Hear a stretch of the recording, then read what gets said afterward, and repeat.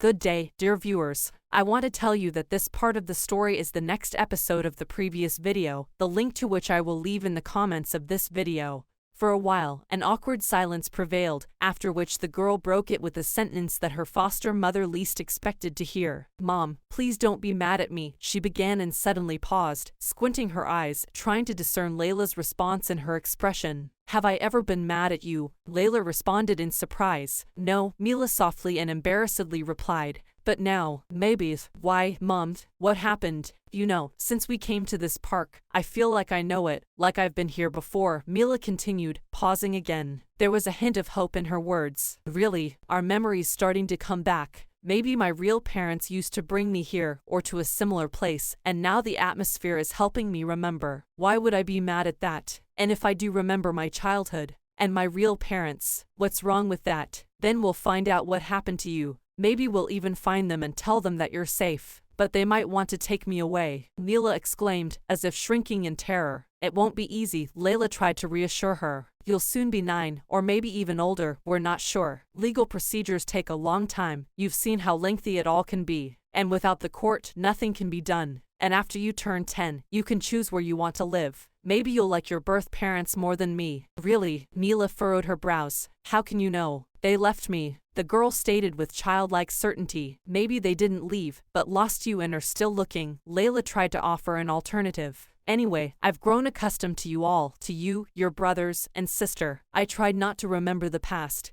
To move forward." Mila fell into powerless silence, yet Layla keenly sensed her inner conflict, imagining the complexity before her choice. She probably loved her true parents, and if she remembered them, emotions and feelings could rekindle. However, she had already formed a special bond with her new family, almost as if they were her own. "Listen, let's consider this more gently," Layla began. "You think you have only 2 paths. But, in reality, there are many more options. If we suddenly find your real parents, you don't have to immediately part with us. You can always come visit, play with your brothers and sister, and do so quite often, I'm sure. Regardless of who they are, if they love you and understand that it's more comfortable for you, they won't interfere." Mila widened her eyes in surprise. Such a perspective seemed foreign to her mind, but now thoughts slowly began to flow in that direction, and the girl felt a bit reassured. Realizing the situation wasn't as dire as she assumed, Layla, unfortunately, didn't share the same confident feeling. Her own certainty in the fairness of her comforting words was now in question. The conversation might have prolonged, but it was interrupted by a park attendant, dressed in uniform and holding a broom. Despite his somewhat unfriendly appearance, his speech was polite and devoid of aggression. "Sorry for the intrusion, but your daughter seems very familiar to me. Is she by any chance Gianna?" he unexpectedly inquired. The word Gianna made the girl flinch. Mixed emotions and confusion crossed her face. She began to scrutinize the person attentively, as if trying to remember where she might have seen him before. "We're not sure, we can't rule out that possibility," Layla responded cautiously. 3 years ago, this girl was found quite far from here. She was wandering the streets at an unusual time for a child. She didn't remember anything about her past and, unfortunately, still hasn't remembered." 3 years ago," exclaimed the janitor in amazement. "Sorry for interrupting, but it was exactly then that I, and other people, saw the girl I'm talking about. Of course, she looked much younger, but the resemblance is striking." "Please, start from the beginning," requested Layla. As the janitor gathered his thoughts, the children returning from the Ferris wheel were approaching. However, by his mother's look, Mateo understood that something serious was happening and decided not to intervene in the conversation. He led the younger children to other attractions, sensing that something was amiss. The family frequented this park, as he later learned, but at that time, he didn't attach much significance to it. They used to come here often, the family, father, mother, and a little girl. The janitor began, finally gathering his thoughts for the story. "But then they seemed to disappear. I didn't pay much attention to it, assumed maybe they chose another park they liked more or something of that sort. Around that time, new entertainment places started popping up in the city. And then," Mila inquired, listening attentively to his words, "then I noticed an advertisement in the newspaper about the girl's disappearance. The parents offered a substantial reward for any information about her whereabouts, but as far as I know, they never found her," replied the janitor. "Do you have that newspaper with the article?" Layla asked, experiencing mixed feelings, fear and hope. "No, the newspaper is no longer available," the janitor replied. but if you need contacts, I kept them just in case. He retrieved an old push-button phone and dictated the number to Layla. It would be wonderful if you turned out to be Gianna, he addressed Mila. Her parents, as far as I saw, searched intensely for her. As Mila and Layla walked their way home, their hearts beat faster than usual, as if they were getting closer to solving the long-awaited mystery that had tormented them for 3 years. Perhaps the answer they sought was already within their grasp, but neither of them could foresee the consequences it might bring. Mateo sensed that something was amiss, yet he decided not to pry with excessive questions. He made a conscious effort to distract the younger ones, preventing them from insisting on a conversation that could have interfered. Layla spent several days glued to her phone, oscillating between dialing the long-awaited number and abruptly canceling the call, as if lacking the resolve for this step.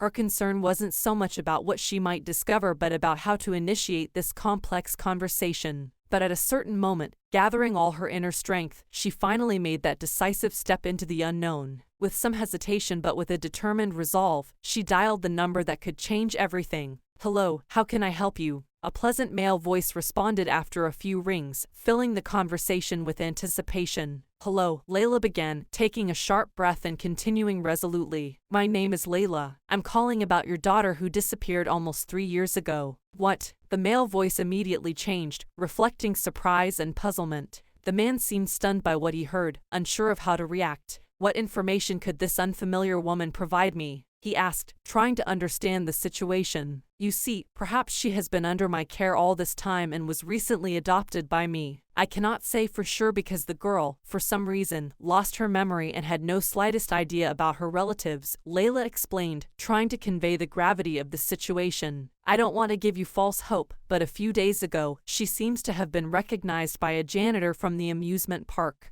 This conversation prompted everyone to join in the quest for truth, leaving many questions unanswered and filling the air with tension over the potential reunion. "I think it's necessary for us to meet and discuss everything," the man croaked, his voice filled with tension and caution. "You're right, but I would prefer the first meeting to take place without the involvement of the girl."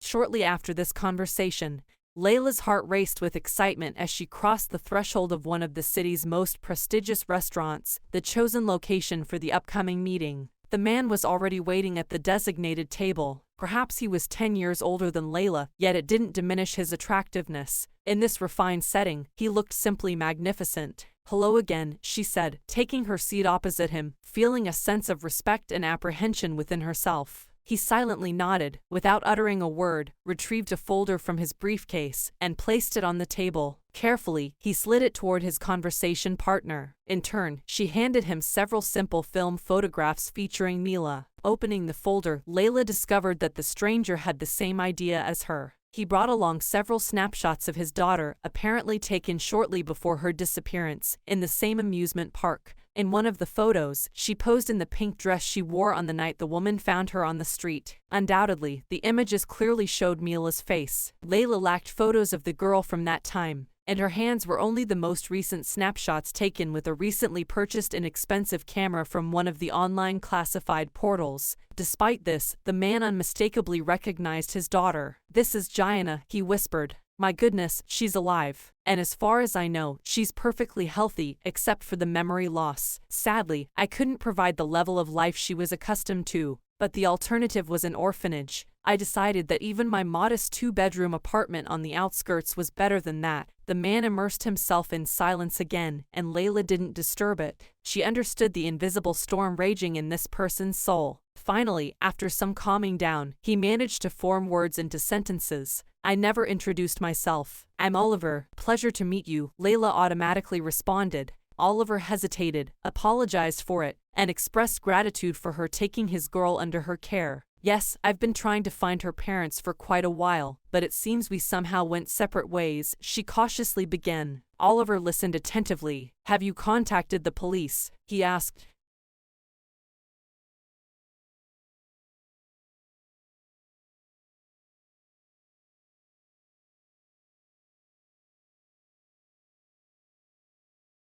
Unfortunately, yes, she lost her memory, replied Layla. I took her to doctors, but they couldn't help either. Although, when we were in that park, she seemed to start recognizing the place. Maybe if she sees you, it might help her retrieve the rest of her memories. I'd like to believe that, responded Oliver, sinking back into heavy thoughts. There's another issue, continued Oliver, realizing the importance of this matter. The girl lived with us as part of our family. She has grown very attached to my children and me. I insist that they continue to interact unless, of course, you intend to take her away. I have a proposal for you, he said. If you're not too attached to your job, we might come to an agreement, taking all circumstances into account. I am a man burdened by loneliness, engulfed in the whirlwind of work-related anxieties. It seems doubtful that I will be able to dedicate the necessary time to my beloved child. Due to all the events I've experienced, I've become engulfed in a whirlwind of work obligations. I have at my disposal an extensive estate on the outskirts of the city. I propose that you move in with me along with your children. Your calling will be to take care of them attentively, with accommodation provided for you. Don't worry about schooling, you will have the option to send the children there with a personal driver. By the way, next to our residence is an elite educational institution. We can place not only Gianna but also any possible new siblings there. You mentioned having several of your own children, correct? That's correct, confirmed Layla. 3 of them, and 2 of them are supposed to start school this year. Are you in agreement with this arrangement? The offer is undoubtedly appealing, pondered Layla in response. However, I have one question. The park's janitor mentioned that you always appeared there together. Where is your wife? Oliver lowered his gaze to the table, concealing his emotions, but something appeared in his eyes that Layla couldn't help but notice. Tears welled up, betraying themselves.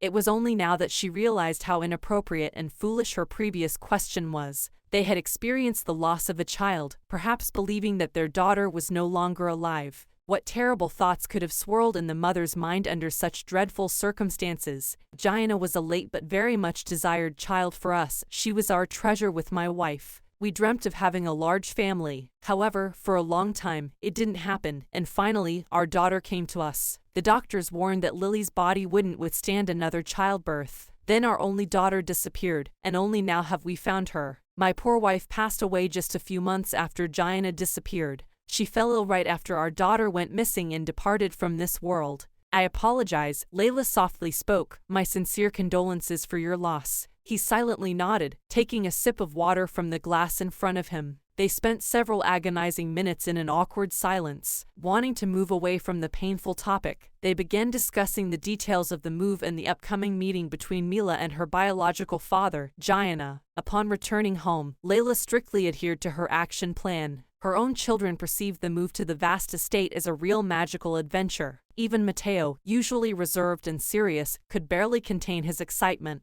The only one who didn't show any enthusiasm was Mila. She still didn't remember her father and was afraid of the upcoming meeting with him. Additionally, she was deeply upset by the news of her mother's death. I don't remember her now, Mila told Layla, and I'm not even sad. But if I do remember, I'll probably be very upset. That's why I decided to tell you about this in advance, so you'd be prepared when you remember, the woman replied. Another 2 weeks passed before the family was fully prepared for the upcoming move. And then came the day when Mila was supposed to meet her biological father. All participants and witnesses to this event, except for little Riley and Jackson, were deeply moved. Even Matteo was very concerned about his sister. Oliver arranged for the transportation of belongings and sent his personal driver for the family. Throughout the journey, the girl was tense, nervous, unable to focus on anything. However, when they left the city limits, she suddenly froze. She stared out the window, as if recognizing the passing landscapes. And as the car approached the huge mansion, she unexpectedly screamed loudly. Oliver, whose feelings were no less tumultuous than his daughter's, awaited them, standing right at the doorstep.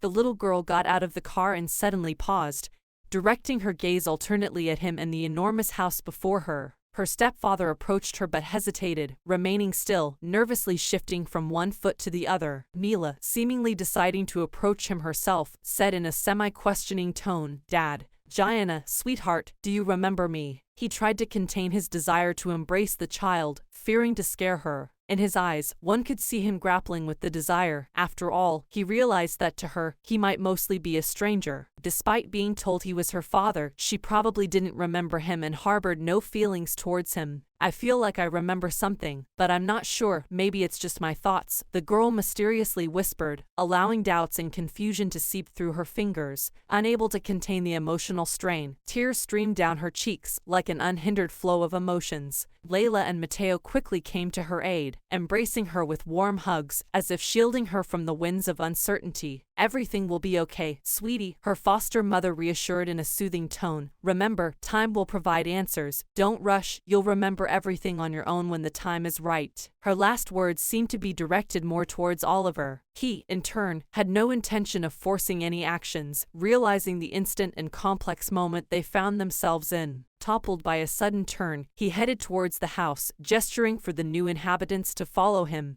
The family had already lived in this mansion for a month, yet the girl's memory still showed no signs of recovery. Sometimes she seemed to recall fragmented pieces, but she herself couldn't discern what was reality and what was a figment of her imagination. Finally, after careful discussion, Oliver and Layla decided to seek help from professionals. As if by magic, the woman found a business card for a private clinic among her belongings, which had once been given to her by one of the doctors at the city hospital. Oliver had the means to pay for the specialist's services, and thus Mila began regularly visiting this clinic. "Understand, don't expect instant results," cautioned one of the doctors. "Memory recovery can take several months, even years, especially if memory loss occurred due to traumatic impact." "Do you think she might have experienced trauma?" Oliver asked anxiously. "I mean, psychological trauma," clarified the doctor. "We found no physical injuries, but the fact that she was lost could have triggered a memory blockage, especially if she believed she'd never return home. It could have worked as a sort of protective mechanism. Now we need to convince her brain that this mechanism is no longer necessary." Later that evening, when the children were tucked into bed and silence enveloped the house, Layla decided to knock on the door of the room where Oliver sat at his desk, engrossed in written notes in a thick notebook.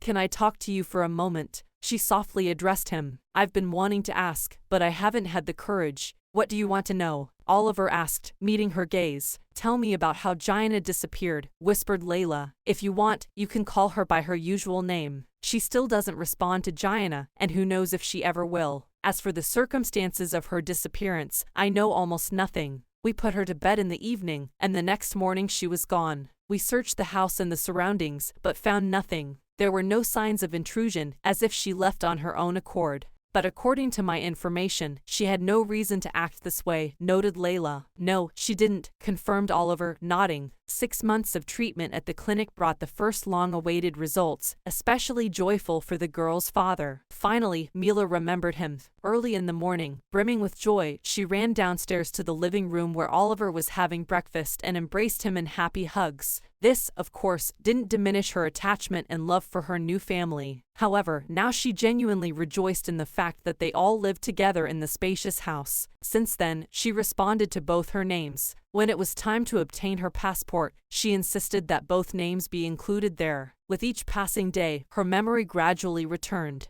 The girl remembered episodes from her childhood, her mom, the neighbor kids she loved playing with. By the age of 14, she had remembered almost everything, except for one thing: what exactly happened on the day she disappeared and how she ended up across town. It took another 2 years before those memorable moments began returning to her. They came back slowly, smoothly, at first as blurred images, mainly appearing in dreams. But gradually, they gained clarity until they finally formed a single, cohesive picture. And it was then that Mila Gianna was able to tell her parents the whole truth. The revelation turned out to be even stranger, she said. "I went after the kitten." "What kitten?" Layla exclaimed. "The white one, so beautiful." "Yes, that one. He was wandering in our yard, and I was curious where he vanished. I peeked out of the window, my room was on the ground floor, and I decided to follow him. I thought I wouldn't go far, just to see. I stepped out of the yard, and he was already gone. I ran in one direction, then another, trying to find him, but he never appeared.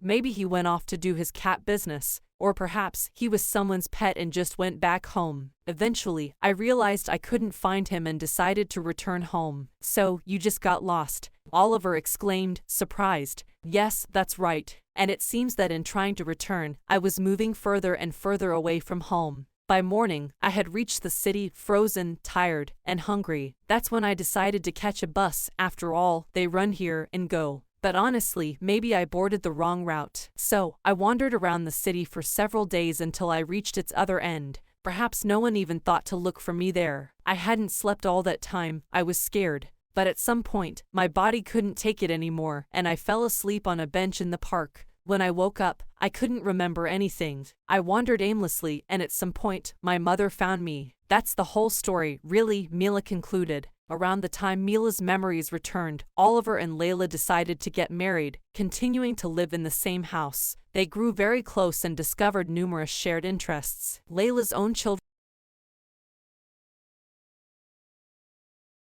Layla fulfilled her long-standing dream. She returned to the institute to study economics and successfully graduated with honors. After that, her husband happily invited her to work in his company. They sold her old apartment and fully compensated Liam for his share in that property. So, they continued to live together as a large, close-knit family in a spacious mansion that had become their shared home. In memory of her adventures, Mila brought a huge white cat into the house. The stray animal needed an extended course of treatment. The parents grumbled for a long time about their daughter's reckless act, but they kept the cat. Soon, it became the favorite of all family members and claimed an honorary place in the house.